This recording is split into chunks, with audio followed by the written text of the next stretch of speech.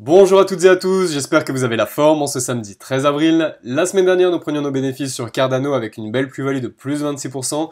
Je ne vous cache pas que cette semaine, il n'y a pas grand-chose à se mettre sous la dent, je ne vais donc pas vous présenter d'opportunités tout simplement parce qu'il n'y en a pas. Je vais donc profiter de cette analyse pour rester focus sur Bitcoin et Ethereum. Mon objectif, c'est de sensibiliser les personnes qui attendent un nouveau FOMO et qui attendent une nouvelle tendance haussière long terme sur le Bitcoin. Ce n'est pas encore le cas, donc on va voir ça ensemble.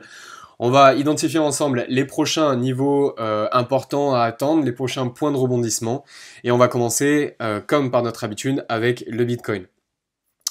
On l'avait identifié depuis de nombreuses semaines, ce niveau bien précis qu'il fallait traverser pour attendre un puissant mouvement. Eh bien, c'est arrivé de manière brutale, puisque en l'espace de 4 heures, c'est arrivé même en l'espace de quelques minutes, dès l'instant où l'on a franchi ce niveau, le marché s'est fortement apprécié et a pris plus 20%. Plus 20% enregistré sur le marché au franchissement de ce point pivot. Les points pivots sont aussi importants que d'autres indicateurs, d'accord? Je sais que dans la communauté, beaucoup aiment les vagues d'Elliott. D'ailleurs, on va utiliser un petit peu d'Elliotisme dans cette analyse. On va aussi parler de Fibonacci, mais il ne faut pas écarter l'intérêt de tracer ces trendlines. C'est vraiment ce qui te permet de détecter les vrais franchissements comme ça, les vrais breakouts qui peuvent intervenir sur des niveaux bien précis. Donc le niveau bien précis, on l'avait tracé depuis bien longtemps. Dès le franchissement de ce niveau, il y a eu une explosion à la hausse. Maintenant, qu'est-ce que l'on va attendre sur le Bitcoin? Eh bien, c'est ce que l'on va déterminer ensemble. Je vous avais indiqué que j'avais un objectif intermédiaire vers les 5000 euros. Et je vais vous expliquer pourquoi j'avais cet objectif, pourquoi on ne l'a pas atteint, pourquoi on peut l'atteindre et une fois qu'il aura été atteint, si cela arrive, vers où ça ira. Pour ça, on va tracer notre Fibonacci qui nous permet de prendre en considération les corrections d'un marché lors d'une tendance générale. Donc ici, on avait une tendance baissière. Notre retracement de Fibonacci nous permet de détecter les niveaux sur lesquels le marché peut avoir tendance à rebondir avant de repartir sa direction générale. Donc ici, une tendance baissière, vous l'aurez compris. Nous sommes toujours dans une tendance baissière. Nous ne sommes absolument pas dans une nouvelle construction haussière. On est dans la première phase de la construction haussière, mais rien n'est fait encore pour l'instant. On a déjà, on a premièrement cassé la zone des 50% de Fibo, qui est une zone clé. On est revenu sur la zone des 61,80 de Fibo, qui est un petit peu le chiffre d'or sur le Fibonacci, d'accord? C'est le ratio d'or, comme on l'appelle. On est venu casser un petit peu cette zone de 61,8 de Fibo, mais on n'a pas réussi à revenir sur les 78,60 de Fibo, qui est l'objectif final à atteindre sur le Bitcoin avant de pouvoir reconstruire un mouvement et de pouvoir attendre une nouvelle vague de hausse. Donc pour ma part, j'attendais que le Bitcoin revienne sur cette zone de prix et j'avais identifié un prix psychologique à 5000 euros. Pourquoi? Parce que les lignes horizontales qui sont tracées visuellement par Fibonacci en prenant la suite arithmétique, la suite de nombres de Fibonacci et la proportionnalité qu'il y a entre chacun, c'est ce qui nous permet d'ailleurs de calculer ces pourcentages-là. L'outil Fibonacci se charge de tracer visuellement ces lignes horizontales. Nous n'avons pas atteint ce ratio-là, ce niveau de prix-là. Nous nous sommes arrêtés sur la zone des 61,80 qui est une zone clé aussi. C'était donc un objectif intermédiaire à attendre. Maintenant, je pense qu'une nouvelle vague de hausse peut toujours être possible sur le Bitcoin. Il faudra bien pour ça qu'il y ait une nouvelle impulsion haussière qui soit proposée par les acteurs du marché, de sorte à casser ces niveaux de prix et à venir consolider sous forme d'accumulation à la hausse sur vers les 62 Fibo et donc sur la zone de prix des 5000 euros. Voilà ce que l'on peut attendre lors des prochaines heures, lors des prochains jours sur le Bitcoin. Maintenant, si ce scénario arrive, j'attends de toute façon une cassure baissière. Donc cette cassure baissière, elle peut soit arriver lors de l'atteinte de ce niveau-là, soit elle peut arriver dans les prochains jours. On le voit ici, il y a eu un avalement baissier. On a une sorte de tour de sommet qui s'est s'est proposé à nous. Mais quoi qu'il en soit, eh bien, cet avalement baissier a été assez brutal. Donc cela peut directement nous amener vers la direction baissière. Maintenant, la direction baissière, si elle arrive, jusqu'où on peut aller? Eh bien, pour ça, il suffit d'utiliser notre suivi de tendance en Fibonacci. Donc on vient prendre le sommet, on réplique la même chose, à la différence que, hop, on applique cette manipulation supplémentaire, de sorte à avoir la prolongation de Fibonacci et de déterminer des objectifs de cours. Ces objectifs de cours, ils sont les suivants. 127,20 et 161,80. Ce sont les objectifs de cours à atteindre lorsqu'il y a une correction baissière, lorsqu'il y a une correction sur un marché, avant de repartir dans la direction générale du cours. Donc la tendance générale, elle est baissière. Le rebond haussier, il a déjà intervenu. On est revenu sur la zone des 61,80. On peut éventuellement revenir sur la zone des 78,60. Maintenant, moi, j'attends une correction du Bitcoin soit sur cette zone-là, soit directement ici, pour un retour proche, potentiellement, c'est en tout cas un scénario qui n'est pas à écarter, proche des 2000 euros. Vous voyez, si on trace des zones des retracements de Fibo, c'est pour avoir des objectifs clairement identifiables. Et si ces objectifs s'accordent parfaitement avec soit des moyennes mobiles, soit des niveaux de prix, soit n'importe quel indicateur, ils sont d'autant plus ils peuvent être d'autant plus performants et ils sont d'autant plus à prendre en compte. Ok, donc l'objectif numéro 1 lorsque nous traçons, en tout cas c'est ce que la loi de Fibonacci, les retracements de Fibonacci nous inculquent comme responsabilité. L'objectif numéro 1, c'est les 127,2. L'objectif numéro 2, c'est les 61,8. Ensuite, les objectifs suivants sont beaucoup trop ambitieux. Généralement, on reconstruit une nouvelle stratégie avant même de les avoir atteints. Donc, j'attends une reprise de la tendance baissière sur le Bitcoin qui nous fasse soit retourner, eh bien, premièrement, ici, dans la zone de consolidation précédemment atteinte, donc proche des 3500. Si l'on casse cette zone-là, on reviendra sur le support proche des 2750. Et il est possible que l'on revienne ici sur l'objectif des 127,20 pour le Bitcoin. Donc le Bitcoin pour l'instant n'a absolument pas corrigé sa direction baissière. Nous pouvons vraisemblablement avoir comme objectif, sans avoir un objectif qui soit complètement déconnecté de la réalité, celui-ci. Ce qui nous ferait, pour ceux qui vont se positionner en position vendeuse, ici ceux qui vont shorter le marché, un bel objectif. Un bel objectif qui sera le suivant, puisqu'en shortant le marché sur ces niveaux de prix, le stop, alors décidément, je vais enlever ça parce que sinon ça va être compliqué. Tac. Le stop sera positionné soit au-dessus de la zone des 23,6, donc à moins 3,50, moins 4%, soit pour ceux qui ont une stratégie conservatrice au plus haut, ici au dernier point atteint. L'objectif, quoi qu'il en soit, l'objectif le plus ambitieux, vous le voyez, il est ici, c'est une belle plus-value de plus 60%. Donc si on a une plus-value de plus 60% à attendre sur le Bitcoin, cela veut dire que ceux qui anticipent un nouveau mouvement FOMO dès aujourd'hui et qui ont pris des positions ici et qui ne veulent pas couper leur position parce qu'ils pensent qu'on va de toute façon consolider à la hausse, ils prennent le risque de perdre, pour ceux qui sont positionnés ici, ils prennent le risque de perdre jusqu'à plus 57%.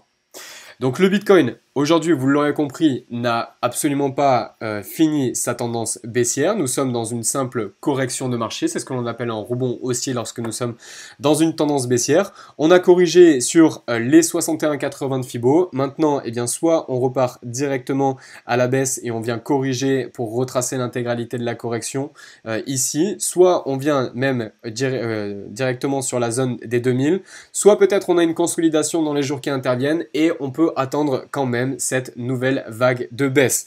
Une fois que cette vague de baisse aura été faite, on pourra potentiellement retrouver une nouvelle consolidation et reconstruire quelque chose d'haussier, ce qui nous permettra, vous vous en doutez bien, d'avoir tous les altcoins qui vont eux-mêmes recorriger et reconstruire quelque chose d'haussier. Donc on aura des nouvelles opportunités à saisir. Donc pour l'instant, il n'y a pas d'opportunité pour cette semaine. S'il y a une vague de baisse qui intervient, eh bien on aura de nouvelles opportunités qui s'offriront à nous dans les prochaines semaines. Quoi qu'il en soit, si le Bitcoin pour que vous entendiez de ma bouche un mouvement, une nouvelle tendance haussière à anticiper sur le Bitcoin dans une prochaine vidéo, il faudra qu'il y ait non seulement une consolidation haussière comme ça, donc une vague d'accumulation, mais qu'il y ait ensuite une nouvelle consolidation sur les niveaux de prix proches de la résistance, avec pourquoi pas un pullback et une nouvelle cassure. Dans ce cas-là, oui, dans ce cas-là, je vous dirais que ça y est, on peut dire que le Bitcoin est reparti. Tant que nous n'avons pas quelque chose comme ça, tant que nous n'avons pas une deuxième consolidation qui intervient ici, avec une nouvelle cassure par le haut, on ne peut pas dire que le Bitcoin est reparti à la hausse. La tendance est toujours baissière et nous sommes seulement dans une vague de correction haussière. Donc une vague de rebond haussier dans cette grosse tendance baissière. Concernant Ethereum et dans le cadre d'une dynamique haussière qui était en cours, dans le cadre d'un scénario haussier, nous avions eu un premier retracement ici, une première correction baissière qui nous avait fait retracer sur les 78,60 de Fibo. L'objectif numéro 1 et 2 qui était à attendre, c'était les 127,20 et tac. Les 127,20 et les 61,80 qui pour le premier a été atteint, les 127,20, l'objectif numéro 1 pour le retracement ici a été atteint. Ce n'est pas pour rien que l'on s'est arrêté exactement sur ces niveaux de prix. Maintenant, l'objectif que moi j'attendais réellement, c'était les 180, plus précisément les 185 ici au 161,80 de Fibo, mais j'attendais au moins un retour sur les 180. Je pensais, je vous l'avoue, que l'on allait directement retourner sur les 180, c'est pour ça que je ne vous avais pas indiqué cette zone de prix. Je pensais que l'impulsion haussière allait être assez importante et assez prononcée lors de la cassure du point pivot sur le Bitcoin pour que cela donne une certaine impulsion pour Ethereum. Finalement, eh bien, on a fait un rejet-retrait sur les 127,20.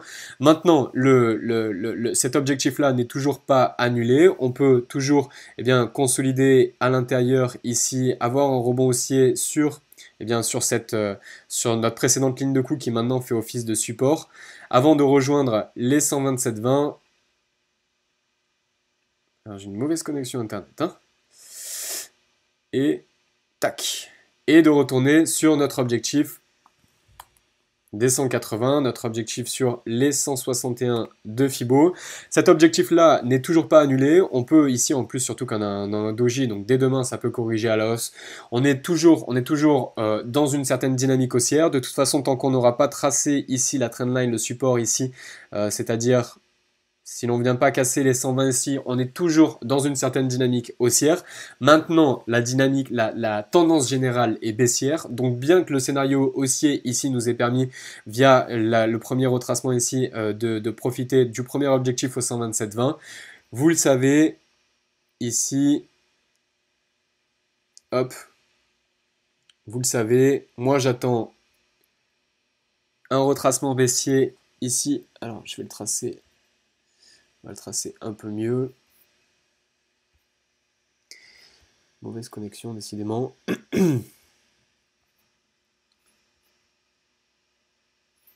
Hop. Dans le cadre d'une tendance baissière qui est toujours en cours, il ne faut pas écarter l'objectif qui est à attendre là lors de la première correction et qui nous permet d'être déterminé par les retracements de Fibo. Donc l'objectif numéro 1 c'est les 127,20 et l'objectif numéro 2 c'est les 160 de Fibo. Alors qu'est-ce que c'est que ça? Qu'est-ce qui m'a fait là? Hop. Ok, donc les 127,20 ici de Fibo qui représentent les 40 euros, ce n'est pas pour rien encore une fois qu'on en arrive sur des prix assez précis comme ceci, c'est l'objectif qui est à attendre si on vient casser par le bas certaines zones de prix, d'accord?